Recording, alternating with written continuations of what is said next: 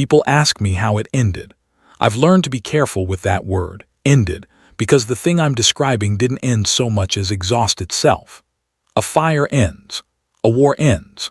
What happened to the Varath cartel over the 6 years following the Corvith session was more like a slow structural failure, a weight-bearing element removed from the middle of a building that looks, for some time, exactly the same and then does not. I was 44 years old when I sat in the gallery of the Grand Convocation Hall on Varath Prime and watched Ambassador Edith Voss stand up from the wrong seat, smooth the front of her coat with one hand, and walk out of the most powerful trade chamber in the known systems without saying a word. I am 61 now. In the intervening years, I have been a deputy attaché, a senior counselor, a diplomatic archivist, and for the last 4 years a lecturer at the Interplanetary Studies Institute on Callaway Station, where young people with good intentions and insufficient experience come to learn how political bodies work. I tell them, read your documents. I tell them, understand what you are holding before you put it on the table. I tell them, the most dangerous seat in any chamber is the one you force someone to sit in. They write it down. They don't know yet what it costs to learn it. I am going to tell this the way I remember it, which means I am going to tell it slowly and without the benefit of hindsight's tidying. I was not, at that stage, a senior figure. I was a third-tier counselor attached to the Earth Diplomatic Compacts Trade Bureau, present on Varath Prime as a note-taker and document handler, one of 11 support staff supporting a 5-person principal delegation. I was, in the architecture of that room, furniture, but I had eyes, and I had the professional habit of watching the things that the principals were too busy performing to notice. That habit is why I can tell you what I'm about to tell you. And what I'm about to tell you is not the story that ran in the galactic press, which was breathless and wrong about almost everything, including the number of people in the room and the direction Ambassador Voss was facing when she stood. Let me start with the room itself, because the room is part of what happened. The Grand Convocation Hall on Varath Prime was built during the cartel's second expansion period, when the Varath oligarchs still believed that visible grandeur was the most efficient form of intimidation available. They were correct about this in many cases. The hall was an architectural achievement in the specific sense that it achieved its intended effect on nearly everyone who entered it. You felt small. The floor was a single continuous slab of pale amber stone quarried from the Varath highlands and polished until it reflected the ceiling, which was a vaulted arrangement of overlapping arches trimmed in hammered copper, and the whole interior was lit by recessed channels along the arch spines that produced a warm amber gold wash over everything, every surface, every face, every delegation. It was a light that made the Varath look burnished and authoritative, and made everyone else look like visitors in someone else's house, which was, of course, the point. The Varath themselves were a tall species, narrow-shouldered, with a slight forward inclination to the neck, and jaw that most other species read, in informal settings, as an expression of sustained attention. In formal settings, in the hall at the table, draped in the bronze and amber robes that cartel protocol mandated for full convocation, this posture read differently. It read as looking down. I do not know whether they understood that this was how they appeared to shorter species, and I do not know whether it would have changed anything if they had. The Varath's political culture had evolved, over several centuries of commercial dominance, around a single organizing principle. Position is earned through demonstrated dependency, not demonstrated capability. The distinction matters. A party could be extraordinarily capable and still be treated as marginal if its absence from the cartel's commercial ecosystem could be absorbed without disruption. The question the Varath asked about every entity at their table was not, "What can you do?" but "What happens if you leave?" For entities with shallow roots in cartel commerce, new entrants, small partners, parties whose commercial footprint was mostly external to cartel space, the answer was, not much. And so those entities sat where the Varath put them, In galleries, in courtesy chairs, in observer tiers with 12-minute address windows and no deliberation standing. It was not cruelty. It was, in the Verath's own framework, accurate. They were measuring the weight of your absence, and if the weight was negligible, they seated you accordingly. The error they had made, across 11 years of dealing with the Earth Compact, was that they had continued measuring the same variable they had measured in year 1. They had watched Earth's corridor freight volume grow and had tracked it as a figure in their shipping revenue models. They had noted the bilateral commercial relationships expanding and had logged them as individual line items in their compliance reviews. They had, in other words, observed the growth of the lattice from inside it without ever stepping back far enough to see its shape. The Verath were meticulous accountants of individual facts and poor architects of aggregate pictures. This was, I later came to understand, a known characteristic of their analytical culture. Their compliance offices were structured to evaluate relationships one at a time, not in aggregate. And it was a characteristic that Ambassador Voss had understood and worked with for 9 years. The seating arrangement was equally deliberate. At the center of the hall sat the convocation table, a single enormous ovoid of the same amber stone, seating 32, 16 to a side, and around the table at fixed stations sat the recognized member bodies of the cartel, the 14 founding oligarch houses, the 6 affiliate trade blocs, the 4 chartered shipping consortia, and the 8 observer status planetary governments. These were the participants. These were the bodies whose voices counted when the cartel's standing committees made decisions that rippled out across 60-odd star systems and touched the commercial lives of something approaching 11 billion people, most of whom would never set foot within 10 light-years of Verath Prime and had no meaningful say in what those decisions were. The gallery was a different thing entirely.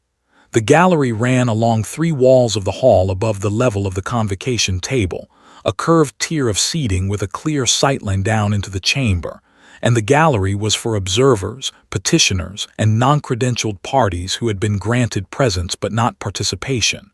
It was comfortable seating, as galleries go. The sightlines were good. The acoustics were designed to carry the chamber's deliberations upward clearly.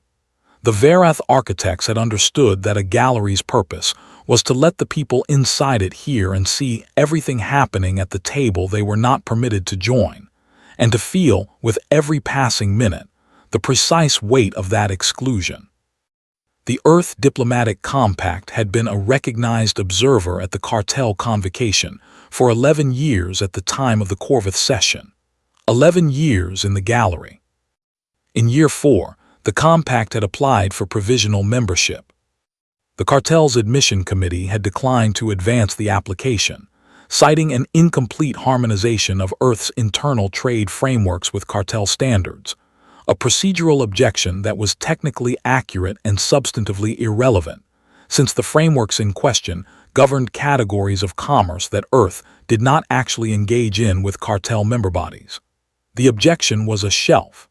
The application sat on the shelf for 7 years.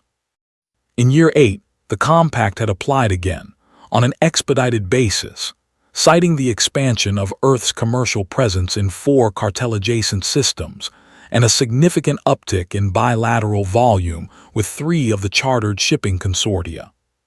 The admission committee had again declined to advance it, this time citing the need for a full membership impact assessment, a process that the committee's own charter set at 18 to 36 months, and the matter had been tabled pending that assessment, which was still ongoing at the time of the Corvith session.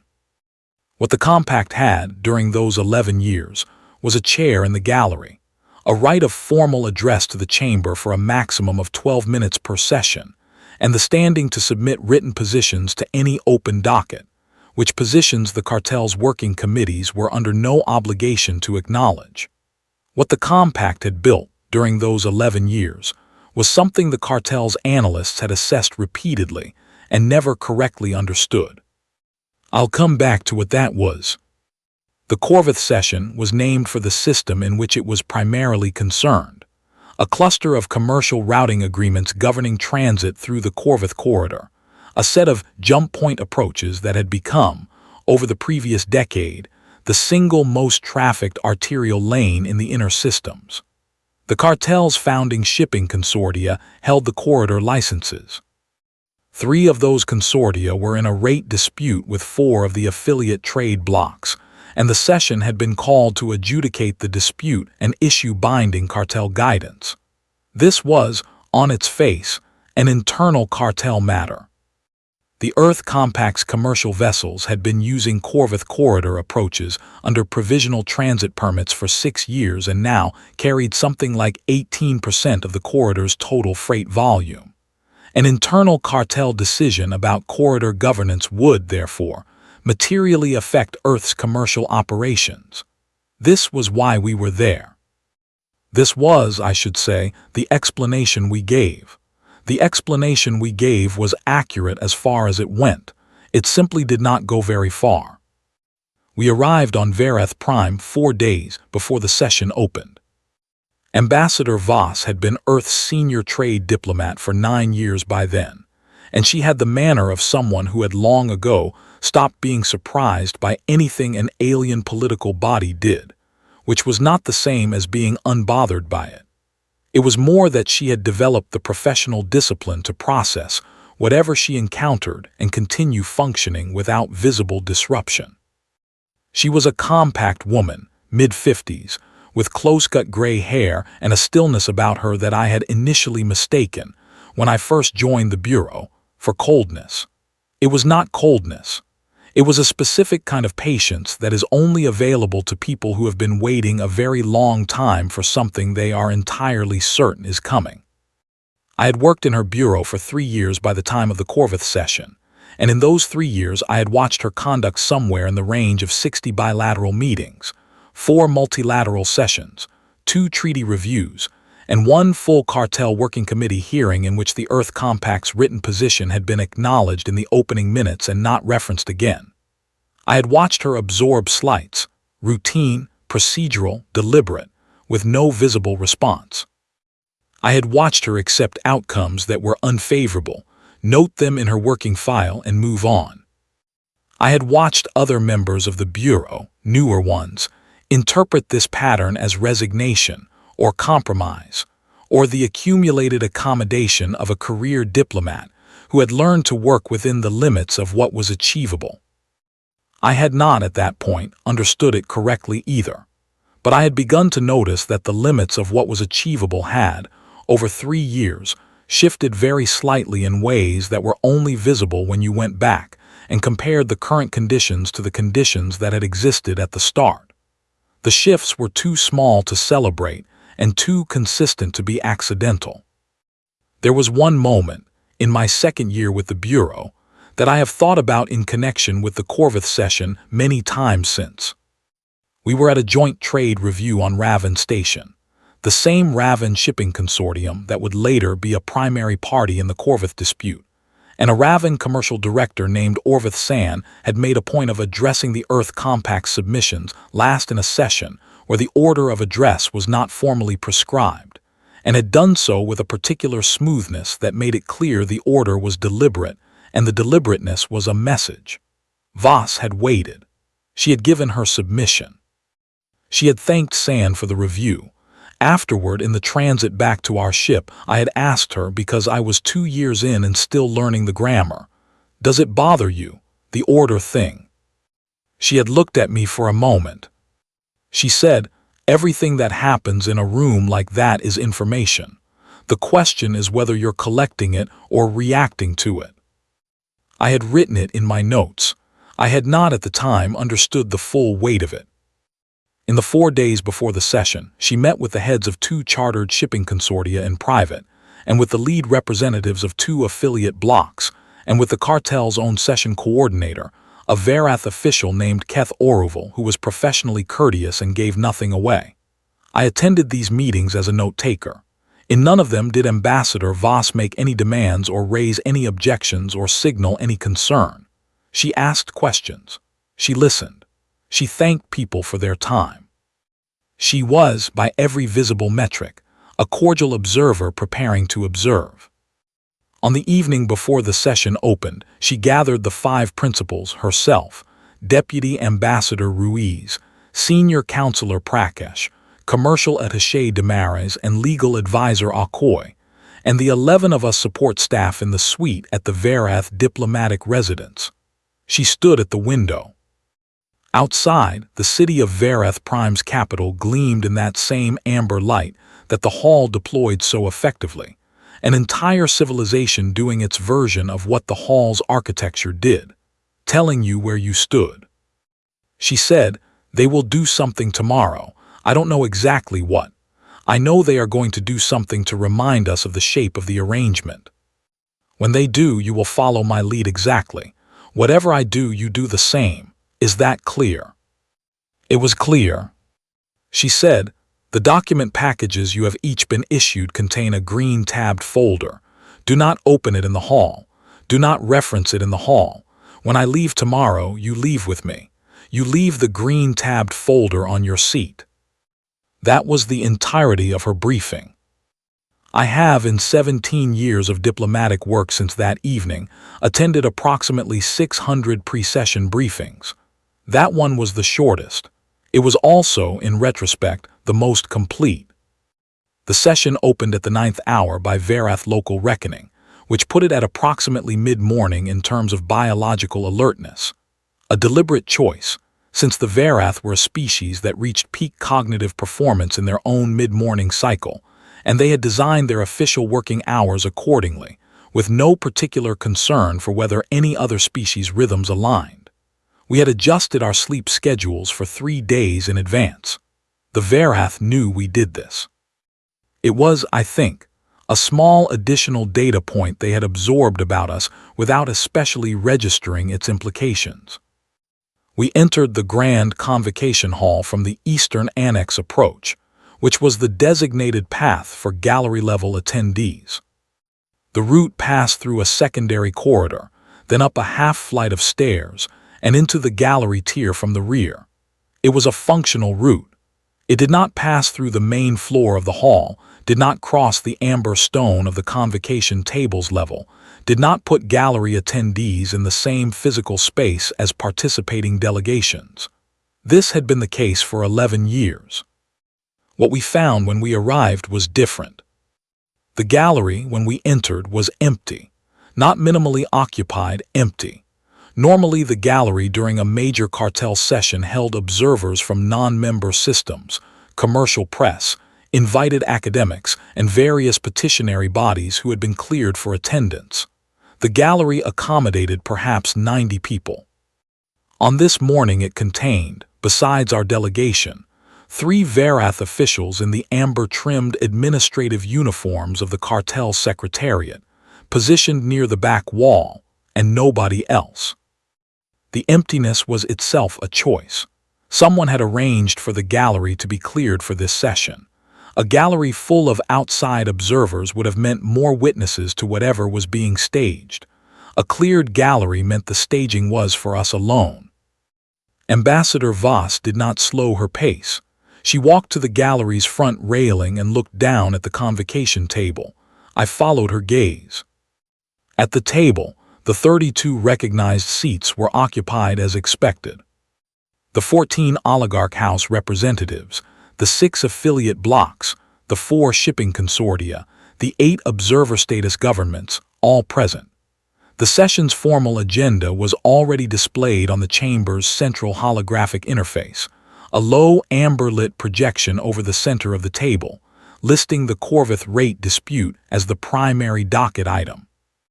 There was one additional arrangement at the table that had not been present in any previous session I had attended. At the far end of the table, separated from the nearest recognized seat by a gap of perhaps half a meter, a gap that was itself an architectural statement, a visible remove, a carefully considered distance, a set of 5 chairs had been placed. Not the amber stone and hammered copper chairs that the 32 recognized delegates occupied. Different chairs, lower-backed, plainer, in a pale composite material that read, in that amber-lit room, as something between utilitarian and deliberately underdressed. 5 chairs for 5 principals, set at the table but not of it, separated by a gap that every delegate in the chamber would see and understand. There was a placard. On the placard in cartel formal script were the words, "Earth Compact Courtesy Seating." I watched Ambassador Voss look at that placard for perhaps 3 seconds. She turned to the rest of us and said, very quietly, "We'll go down." We went down the connecting stairwell to the main floor level and entered the hall from the floor-level annex door. When we crossed the threshold onto the amber stone, there was a perceptible shift in the chamber's ambient noise, the low background of 32 delegates and their own support staff arranging themselves, consulting, conversing in the pre-session murmur, and that murmur subsided. Not entirely, but noticeably. The way a room's noise changes when something enters it that the room was not expecting and is not certain how to receive. Ambassador Voss walked to the far end of the table. She stood behind one of the 5 courtesy chairs. She looked at it. Then she looked up and looked at session coordinator Keth Orville, who was seated at the table's head position in the moderator's chair, and she looked at him with an expression that I would describe as entirely open, not cold, not hostile, not questioning. She simply looked at him the way you look at something you want the other person to know you have seen. Orville met her gaze. He said, in the cartel's formal trade lingua, "Ambassador Voss, the Earth Compact has been accorded courtesy seating at this session's table in recognition of its commercial interests in the Corvith docket. We trust this arrangement reflects the Compact's standing appropriately." There is a phrase in the cartel's formal trade lingua. I have no adequate translation for it, but the closest rendering is something like, "reflects your standing appropriately." That is used when a senior party wants to communicate, in fully deniable language, that a junior party has been given exactly what they deserve and should be grateful for it. It was a phrase with a history. Most of the delegations in that room would have heard it used before. Most of them would have understood what Orville was communicating. Ambassador Voss said nothing in response to this. She pulled the chair out. She sat down in it. She placed her hands on the table. Around her, Deputy Ambassador Ruiz and the other 3 principals took their seats in the 4 remaining courtesy chairs. I was in the gallery. I had followed the support staff up the connecting stairwell while the principals went to the floor.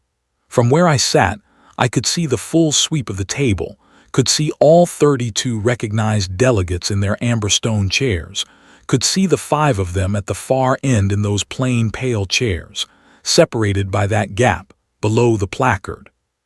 And I could see, because I was high enough and at the right angle, the faces of perhaps a dozen of the nearest recognized delegates. The shipping consortia heads immediately to the table's interior, a block representative 2 seats further along, and what I saw on those faces, when I stopped watching Ambassador Voss and started watching them instead, was something I have thought about many times since. It was not triumph. I want to be precise about this. It was not the open satisfaction of a party that has just landed a blow and knows it. It was something more careful than that, something in the register of a person watching a procedure unfold and confirming, internally, that it is proceeding as expected. A quiet, contained confirmation. The kind of expression that belongs to someone who has planned something and is watching the first step execute correctly. I did not understand at that moment what I was seeing. I filed it away. The session opened formally. Orville called the docket. The Corvith rate dispute was introduced, and the 2 lead parties, the Raven Shipping Consortium and the Meridian Trade Bloc, began their opening presentations. These were detailed, technical, and long. The presentations covered transit fee structures, corridor maintenance allocation, force majeure provisions for jump point fluctuations, and a contested clause about rate adjustment triggers in the event of commercial volume changes greater than 20% in any 12-month period. Ambassador Voss listened. She did not consult documents. She did not whisper to her principals. She sat with her hands on the table still, and she listened to the presentations with the attention of a person who is hearing something important and wants to make sure she hears all of it. The first recess was called after approximately 90 minutes. The chamber cleared for 40 minutes by Varath reckoning. In that time, delegations broke into their separate consultation clusters, the oligarch houses moving to one side of the anteroom, the blocks and consortia clustering differently, the observer status governments forming a loose, informal grouping near the refreshment stand. The Earth Compact principals gathered near a window. I brought water. That was part of my function. I handed glasses to the principals and stood near enough to hear. Ambassador Voss said to Ruiz, in a tone that would not carry past a meter, "The rate adjustment trigger clause. Did you catch the volume threshold?" Ruiz said, 20%, 12-month window. Voss said, "An Earth's corridor volume in the last 12 months." Ruiz said, 18.4% of total corridor freight. Voss said, "Growing." Ruiz said, "Growing." Voss said, "They'll adjust the trigger before Earth crosses it." Ruiz said, "Yes." Voss said, "All right." That was the whole conversation. When the session resumed, the presentations continued through the afternoon. The cartel's working procedure for rate disputes was sequential. First, the primary parties presented, then the affiliated parties presented, then the convocation moderator opened a structured response period, then the docket moved to deliberation. For an observer status body, the procedure also included a right of address window, which was the 12-minute period the compact had been allocated. Ambassador Voss did not use it. When Oruval called the Earth Compact's address window, she said, "The compact passes on its address window at this time." There was a brief pause. Oruval noted it in the record. The session moved forward. In the gallery, I watched the faces again. The same shipping consortium heads who had shown that careful, contained expression in the morning showed it again now, but the one who caught my attention was not one of them. It was a figure I had not been tracking before, a Varath delegate I did not recognize, seated in the third chair along the oligarch house side, who had no obvious role in the Corvith dispute itself. He was watching Ambassador Voss with an expression that was different from the others, not contained. Something closer to, and I have revised this assessment many times over the years, but I always come back to the same word, anticipation. The session ran until the evening by local time. At the end of the first day's sitting, Oruval announced that deliberation would begin the following morning, and that the convocation expected to issue binding guidance by the session's third day. Standard procedure for a rate dispute of this complexity. We returned to the diplomatic residence. The principals ate dinner together. I was not at the table. Support staff ate separately, but Damaris came out afterward for the coffee service and found me standing at the window looking out at the city, and he said, in the manner of someone who has been carrying a question all day, "Did she know they were going to do the chair thing?" I said, "I think she knew they were going to do something." Damaris said, "That's not the same as knowing." I said, "No." He stood with his coffee. He said, "She didn't even look at the placard after the first moment." I said, "I noticed." He said, "What does that mean?" I said, "I don't know yet." He went back inside. I stood at the window for a while longer, watching the amber glow of the capital city doing what it always did, and I thought about the expression on Voss's face when she sat in the courtesy chair, and I thought about the expression on the faces of the shipping consortium heads in the chamber, and I thought about how those two expressions were different from each other in a way I couldn't yet name. The second day of the session proceeded in the same pattern. Opening presentations from the secondary affiliated parties, the two remaining shipping consortia, and the four remaining blocks all had positions on record about the Corvith dispute, since the rate decision would affect corridor-adjacent commerce for all of them. Then a structured response period in which the primary parties answered each other's claims. The Earth Compact was again offered its address window. Ambassador Voss again passed. I watched the chamber more carefully on the second day. I had started by then to develop a theory about what I was watching, and I wanted to test it against the evidence of the room. The theory was this: that the courtesy chair arrangement had not been improvised, that it had been anticipated and planned for by someone on our side. That the particular quality of Ambassador Voss's stillness in that chair, the absence of reaction, the careful attention to the proceedings, the precise decision not to use the address window, was not a composed response to a surprise but an execution of a plan. And if it was an execution of a plan, then the question I needed to ask was not what the plan was doing to the cartel. The question I needed to ask was what the plan had already done before we walked into the hall. The green tabbed folders were part of this picture, but I didn't know how yet. The third face I want to tell you about appeared on the second day. She was a member of the Ulven Block's delegation, seated along the affiliate side of the table, perhaps 8 chairs from Ambassador Voss's courtesy position at the far end. The Ulven Block was one of the 4 affiliate blocks in dispute with the shipping consortia, which meant she was, technically, on the same side of the rate argument as Earth's commercial interests. Both parties wanted lower transit fees. But the Ulven Block was also a long-standing cartel member with 14 years of full standing, and they had navigated cartel internal politics with considerable skill. And this delegate, whose name I later learned was Assessor Pyarth Ulven, a title in her block system that roughly corresponded to Chief Counsel, watched the second day's proceedings with the expression of someone doing arithmetic. Pyarth was a Calawan, a species with a pale gray complexion and wide-set eyes adapted to the lower light spectrum of their home system star, which gave them, in the amber wash of the convocation hall, an appearance of permanent watchfulness. She was not old, not young, in that middle range of professional years where accumulated experience starts to show not in the face but in the economy of movement, the way certain practitioners stop wasting motion in rooms where motion carries meaning. She watched Voss. She watched Oroville. She watched the shipping consortium heads.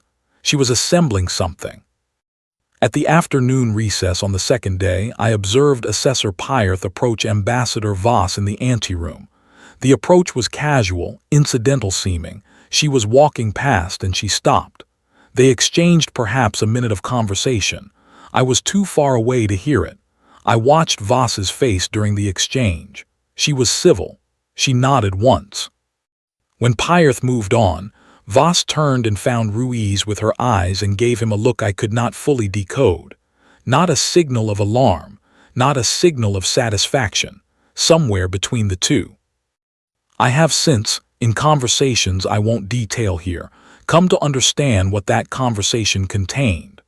Pyarth had asked, in the oblique professional language that the cartel's culture had developed for exactly this kind of inquiry, whether the Earth Compact had a position it intended to state for the record, whether there was going to be a moment.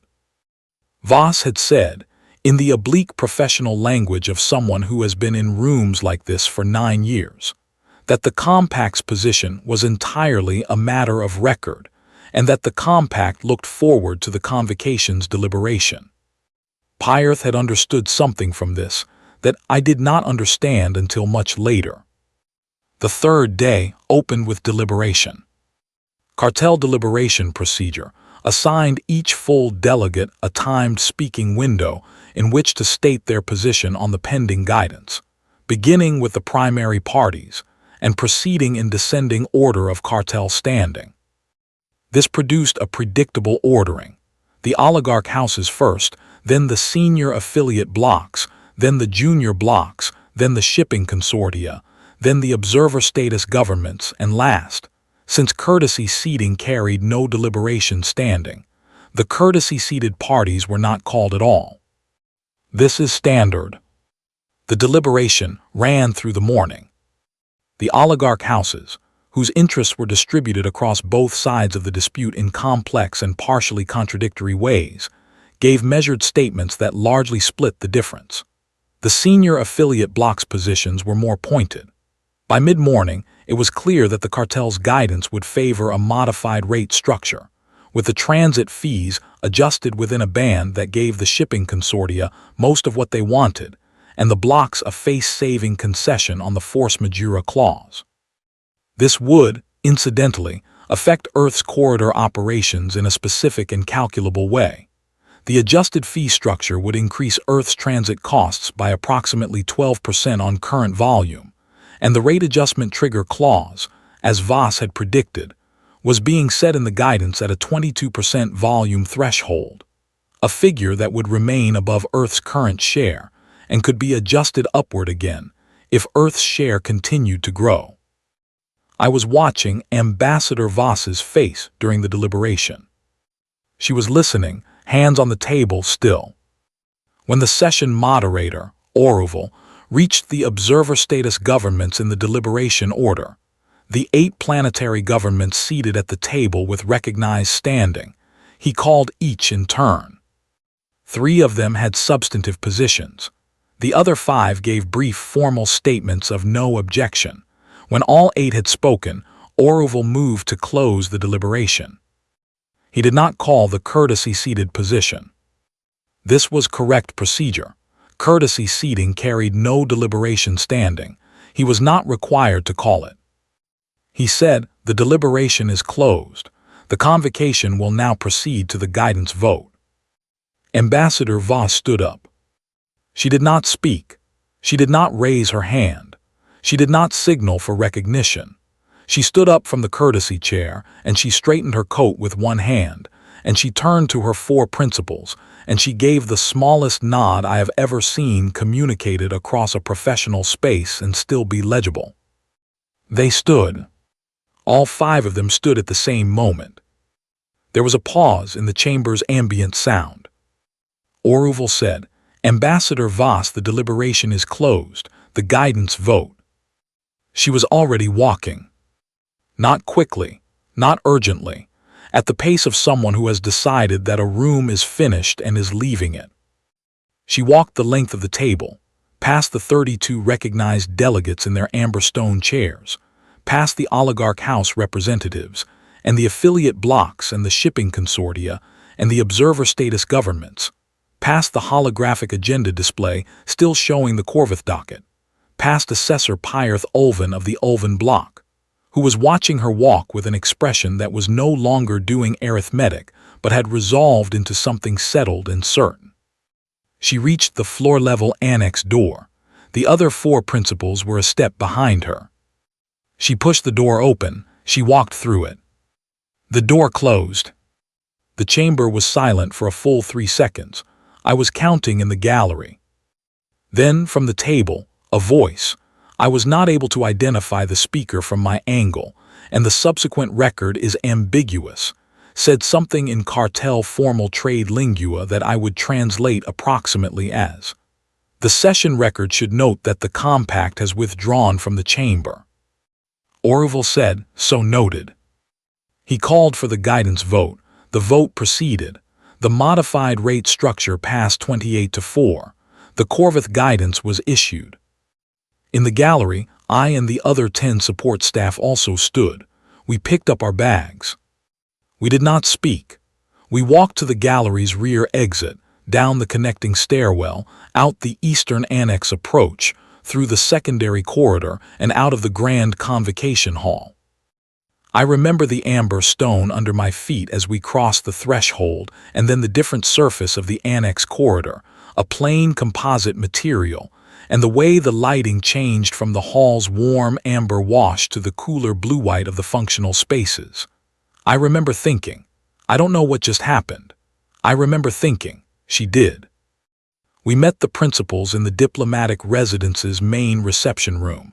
Ambassador Voss was already there. She was standing by the window again, as she had been the night before, looking at the city. She had a glass of water. She said to the room, "Leave the green-tabbed folders on whatever surface they're sitting on. They don't come home with us." Councillor Prakash said, We left them in the hall." Voss said, "Yes." He said, "On the chairs." She said, yes. He said, what's in them? She said, the record. He looked at her. She did not explain further. She said, book the earliest possible departure that won't look like flight, day after tomorrow. We'll spend tomorrow doing our scheduled bilaterals as if the session concluded normally. Questions? No questions. She said, good night. I did not sleep well that night. I lay in my bed in the diplomatic residence and stared at the ceiling and tried to reconstruct everything I had watched over the 3 days and put it in an order that made sense. I knew the walkout had been deliberate. I knew the folders had been deliberate. I knew the past address windows had been deliberate. I knew the choice not to respond to the courtesy chair arrangement had been deliberate. I knew all of it was deliberate, and I knew there was an architecture to the deliberateness that I could not fully see.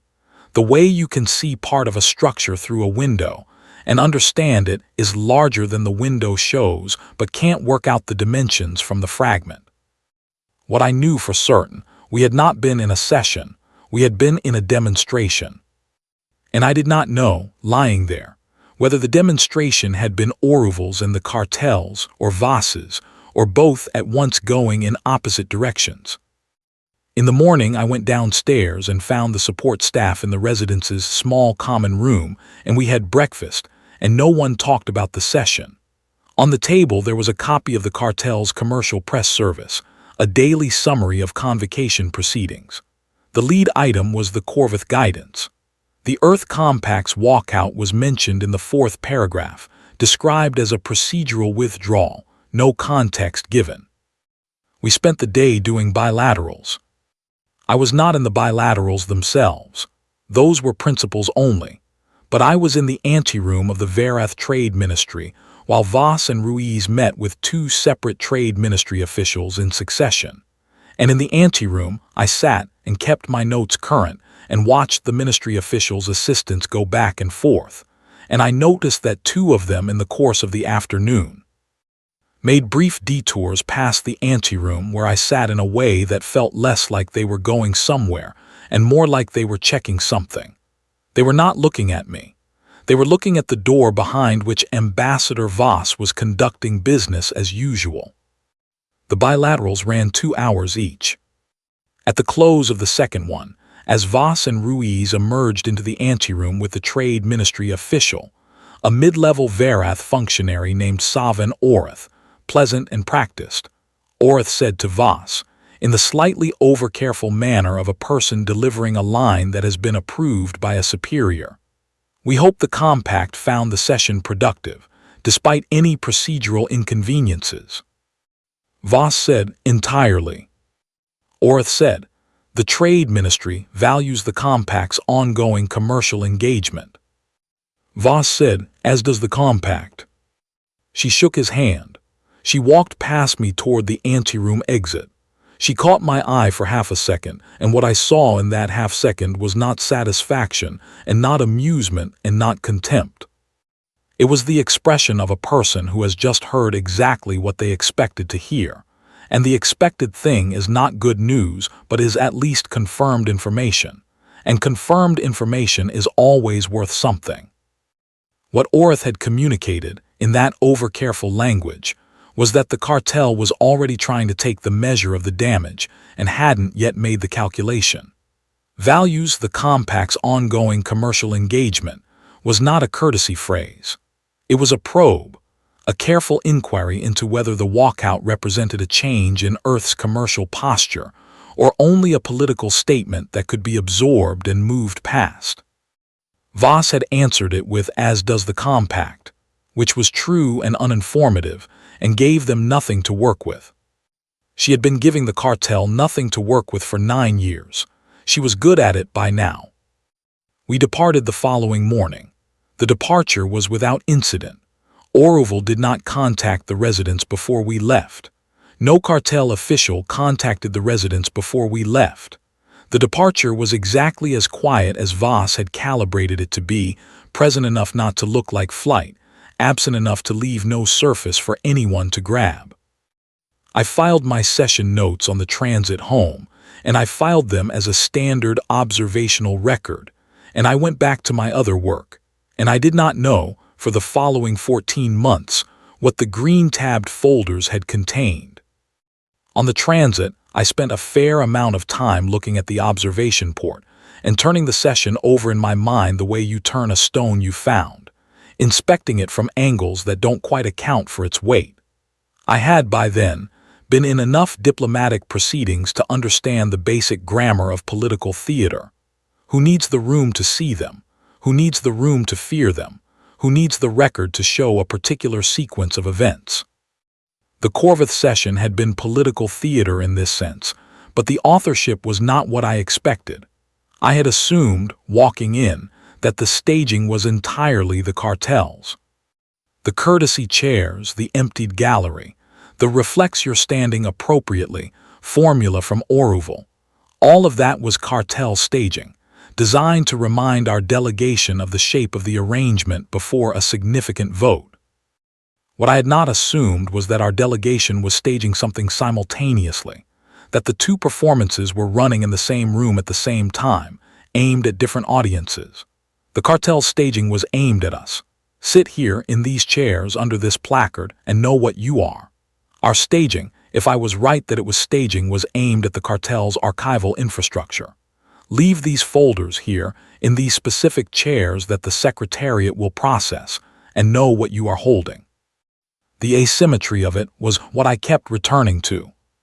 The cartel's production was visible, deliberate, designed to be felt in the room on the day. Ours, if it was ours, was invisible, patient, designed to be felt in a report 6 months later. One of them was performing for the other's present moment experience. The other was building something in the other's institutional record. I did not know, on the transit, whether I was right about any of this. I only knew that the session felt the way certain conversations feel when you realize, 3 hours later, that you were not the only one who knew what was being said. 14 months later, I was a deputy attaché with a slightly expanded portfolio, and I was briefed, at the appropriate clearance level, on what I am about to describe. The Earth Diplomatic Compact had been, for 11 years, doing exactly what it appeared to be doing, participating as an observer in cartel proceedings, building commercial relationships with cartel member bodies, expanding Earth's freight volume in the Corvith corridor and in several secondary commercial channels, and accumulating a detailed operational picture of how cartel trade governance actually functioned, as distinct from how it was formally described. It had also been doing something that it had not been describing to the cartel. For 9 of those 11 years, in parallel with the observer participation and the commercial expansion, a small team within the Compact's Trade Bureau, reporting directly to Ambassador Voss, not to the Bureau's administrative hierarchy, had been building what they internally called the lattice. The lattice was not, on its face, extraordinary. It was a set of commercial relationships, long-term supply agreements, volume commitment contracts, preferred rate shipping arrangements, cargo routing protocols, and joint logistics ventures between Earth commercial entities and approximately 43 distinct companies, consortia, and trade partnerships operating within and around cartel space. None of these agreements were secret. They were all registered in the appropriate commercial records. They had all been reviewed at various points by cartel compliance offices and found unremarkable, because each one, reviewed individually, was unremarkable. What the cartel's compliance reviews had not done was map them together.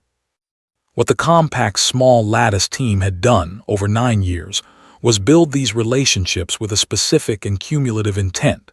Each agreement was structured so that, in the event Earth terminated it, the counterparty would face a defined and significant operational disruption. Not ruinous. The Compact had been careful not to design anything that would look like a weapon from the outside, but meaningful. A volume commitment that, if withdrawn, would leave a consortium undercapitalized for a planned expansion.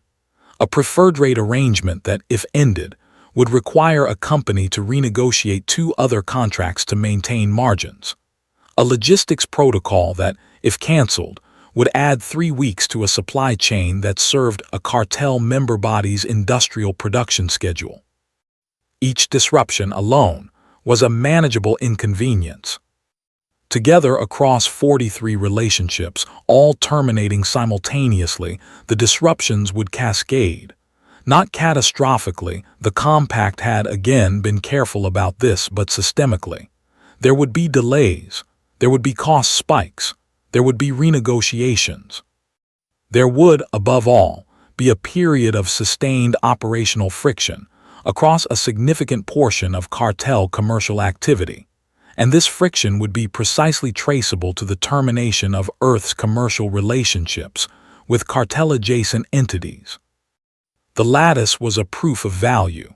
It was a demonstration, constructed over 9 years, that Earth's commercial presence in and around cartel space was not incidental background volume, but a load-bearing structural element.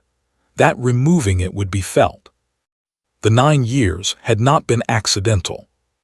I learned in the briefing that the lattice had been conceived in year 2 of Earth's observer status, specifically in the aftermath of the first membership application rejection. When Voss had concluded that the harmonization standards objection was not a technical problem but a political one, and that technical solutions would not resolve political problems. The admission committee was not blocking Earth's membership because Earth's frameworks were out of compliance. It was blocking Earth's membership because the cartel had made a calculation in year 1 that Earth's commercial footprint in cartel-adjacent space was too shallow to justify the governance obligations that full membership carried. The framework's objection was the mechanism. The actual lever was the dependency calculation. Voss had decided, in year 2, that the dependency calculation was the only thing worth working on. The lattice team had been 3 people for the first 4 years, then 5, then 7. They worked within the Trade Bureau's ordinary commercial development function, which meant their activity was indistinguishable from standard commercial relationship building. They were building commercial relationships. Every relationship they built was also, at a second level of analysis, a carefully placed load-bearing element in a structure that, when complete, would demonstrate one thing clearly: that Earth's commercial absence from cartel-adjacent space would cost more than its presence. That the calculation needed to be run again, and the answer had changed. The elegance of it, and I use that word deliberately, because it is the right word, was that the demonstration did not require Earth to do anything aggressive. It required Earth to do what it was going to do anyway: build commercial relationships, grow its corridor volume, expand its presence in adjacent systems. The lattice team simply ensured that this growth was structured in a specific way, and documented with a specific thoroughness, and packaged for delivery at the specific moment that the cartel's institutional record would receive it most usefully. The green-tabbed folders that Ambassador Voss had left on the courtesy chairs were the lattice documentation. Every agreement, every counterparty, every termination clause, every modeled disruption, organized into a single coherent package. The full lattice, delivered to the grand convocation hall and left on chairs that the cartel's own archival staff would collect and process into the session record. The folders were not a threat. There was no cover letter. There was no address line. There was no language in them that said, "This is what we will do to you." The cartel's archival staff, processing the session record, would find 5 identical green-tabbed folders on 5 plain courtesy chairs and would open them and would find the documentation inside and would, in the ordinary course of their work, route them to the appropriate analytical office. And the analytical office would read them. And the analytical office would understand what they were reading. I was briefed on this 14 months later.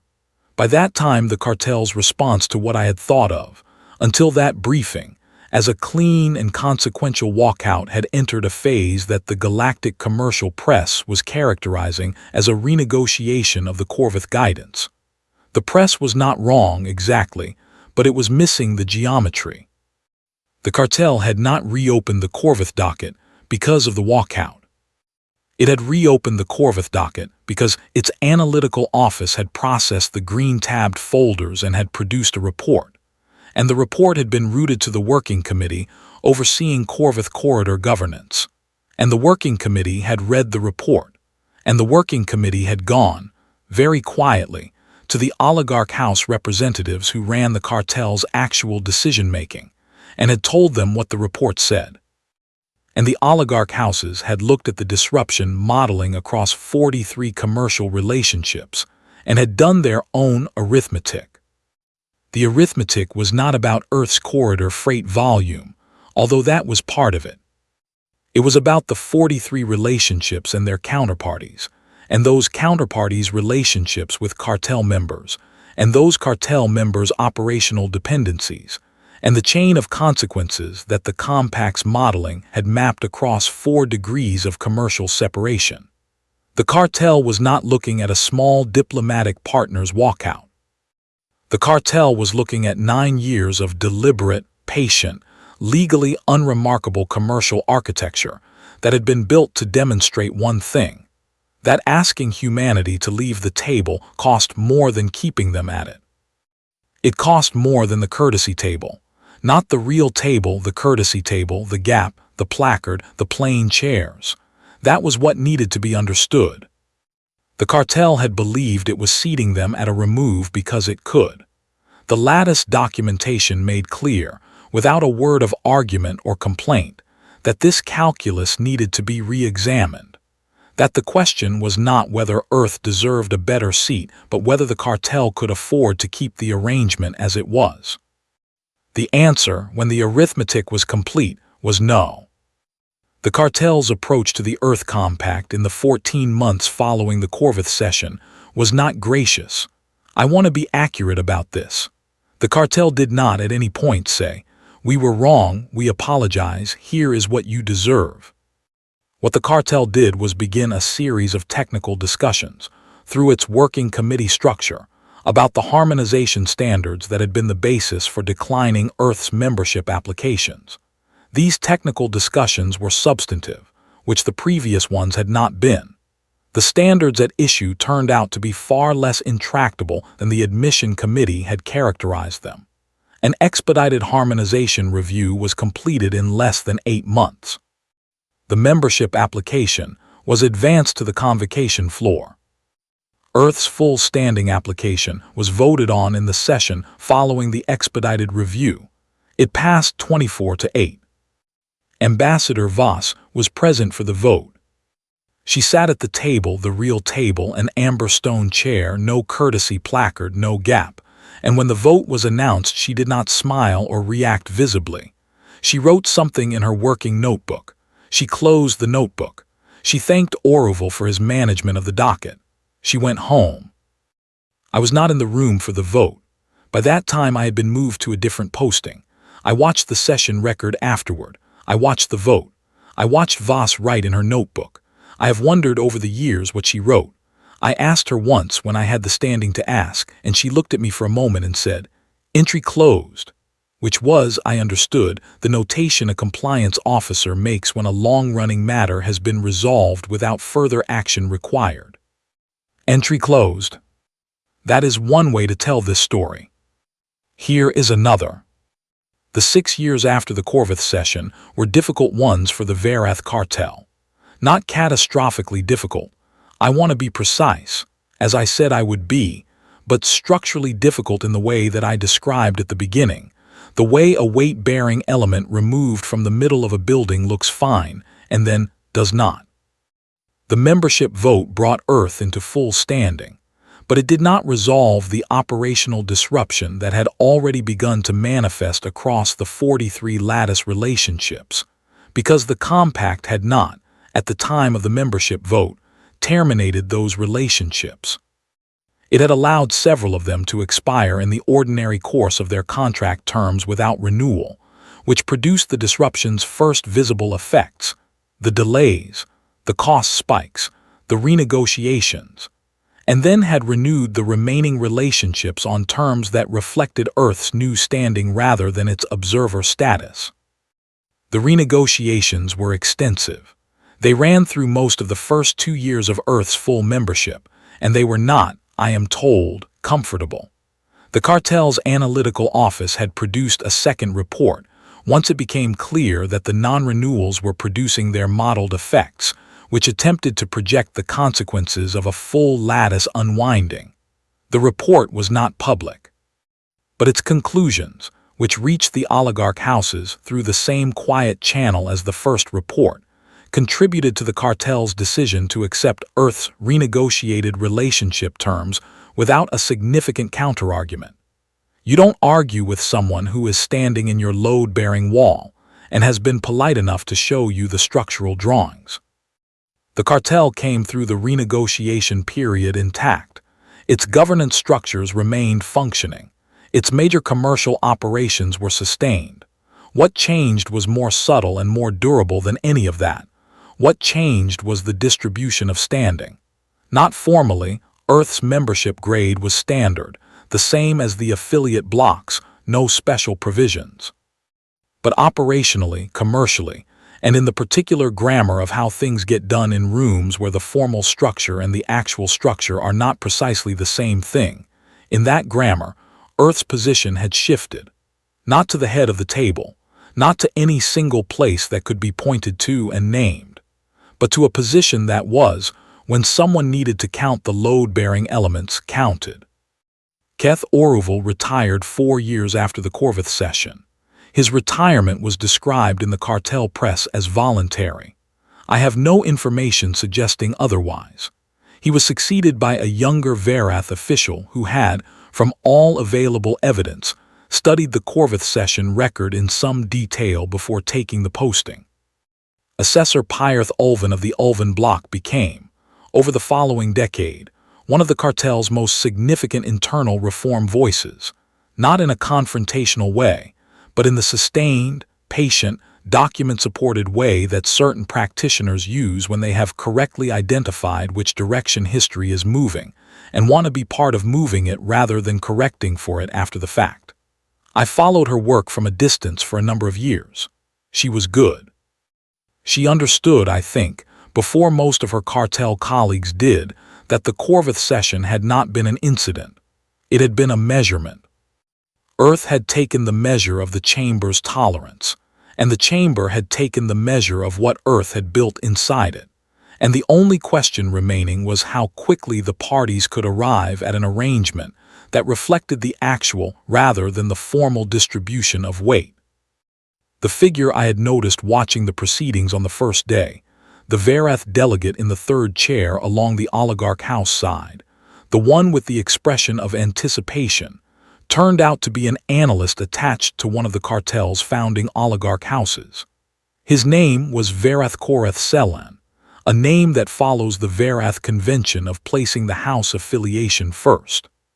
He had been in the room that day because his house had been briefed, at some level, on the possibility that the session might produce an unexpected development. He had watched the whole thing with the expression of someone who had been told that a demonstration was scheduled at an unspecified point and was not certain exactly when. I know this because I was introduced to him, years later, at an interplanetary trade conference. We had a conversation over a working dinner that was professionally cordial and revealed, in the careful oblique way of such conversations, the shape of several things neither of us had previously had full visibility into. He told me this was not a confidence.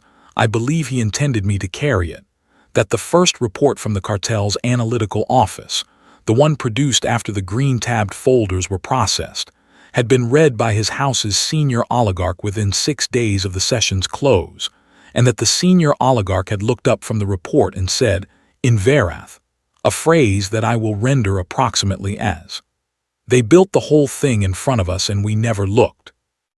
I told him I thought that was right. He said, "How long did you know?" I said, "I didn't know until 14 months afterward. I only knew that she knew what she was doing." He said, "That distinction is important." I said yes. He said, most of our analytical staff couldn't tell the difference afterward between the two. I said, most people can't. He looked at me for a moment. He said, she was very patient. I said she was. He said, 9 years is a long time to be building something no one can see. I said, it depends on what you're building it in. He thought about that. We finished dinner. I think about that conversation when I stand in front of the students at the Interplanetary Studies Institute and talk about commercial architecture, which is the course I teach on Tuesdays and Thursdays in the second trimester. I think about it when I tell them, the most dangerous instrument in a political negotiation is not the one that makes noise. It is the one that has been doing its work quietly for 9 years and is now sitting on a chair in the middle of a room full of people who did not know it was there. I think about what it must have taken to build the lattice in the open and have it remain invisible. Not because it was hidden. It was not hidden. It was registered in commercial records. It passed compliance review. It sat in plain sight, but because no one had thought to look at it whole. 43 individual relationships, each unremarkable, each reviewed and cleared, each sitting in a different part of the cartel's commercial records system with no obvious connection to the others. The compact had not needed to conceal anything. It had only needed to build carefully enough that the significance of the thing was not visible until you had all of it in front of you at once. That is a different kind of patience than most people mean when they use the word. Most people mean tolerance, the capacity to endure delay or frustration without acting out of turn. What Voss practiced was something closer to structural thinking, the ability to hold a 9-year architecture in mind while conducting the 1,000 individual transactions that constituted its building, without letting any single transaction deviate from the design for the sake of a short-term advantage that wasn't worth the cost. She had been offered in those 9 years several moments when a more aggressive posture might have produced a faster, shallower result. A bilateral concession extracted here, a formal complaint filed there, a press statement about the membership delays that would have generated attention and accomplished nothing durable. She had taken none of them. The design was more important than the moments. I think about Ambassador Voss in the gallery, window on the night before the session. I think about what it must have taken, not courage exactly, because courage implies risk, and she had done the work to reduce the risk to a calculable quantity. But something like composure maintained over an extraordinary length of time, the patience to build something with a 9-year horizon, and not let the impatience of the present moment compromise the architecture of the outcome. She had sat in the courtesy chair below the placard, in the plain pale seat at the gap's end, and she had listened to an entire day and a half of deliberation on a matter directly affecting Earth's commercial operations, and she had passed 2 address windows, and she had said exactly nothing, and she had stood and walked out at precisely the moment that would frame the departure correctly. Not a protest, not a tantrum, not a formal objection, not an appeal, but a withdrawal that was also a delivery. Because the green-tabbed folders were already on the chairs, and the archival staff would find them, and the analytical office would read them, and the oligarch houses would do their arithmetic. The cartel's formal record of the Corvith session notes in the procedural log that the Earth Compact voluntarily withdrew from the session chamber before the guidance vote. This is accurate. It does not note what was left behind. The record's archivists did their jobs correctly. The green-tabbed folders were cataloged and filed.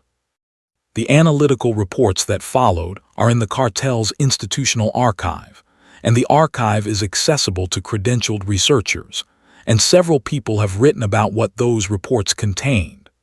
The full picture of the lattice and its 9-year construction has been reconstructed, more or less accurately, in 3 separate academic papers and 1 commercial history of the cartel that I have read. None of them quite get the texture of it, I think, because none of them were there for the courtesy chairs and the placard and the 3 seconds of silence after the door closed. There is a particular kind of decision that only becomes visible after the fact. While it is being made, while the 9 years are being spent, while the 43 relationships are being structured, while the compliance reviews are coming back clean, while the address windows are being passed and the chair is being accepted without a word and the walk is being walked at exactly the right pace, it does not look like a decision. It looks like patience. It looks like a career. It looks like a diplomat doing her work. I know because I watched from the gallery that it was more than that. I know that the expression on Ambassador Voss's face when she stood from that courtesy chair was not the expression of someone who had just decided to do something. It was the expression of someone for whom the deciding had been done a long time ago, and what remained was only the execution, and the execution had gone exactly as designed, and there was nothing more to do in that room.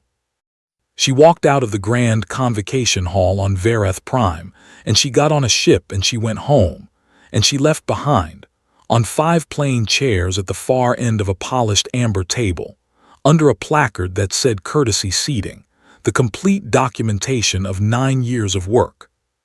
The cartel's analysts opened the folders. They read what was inside. They wrote their report. The senior oligarch of the founding house looked up from the report, and they never forgot what they hadn't been looking at. Entry closed.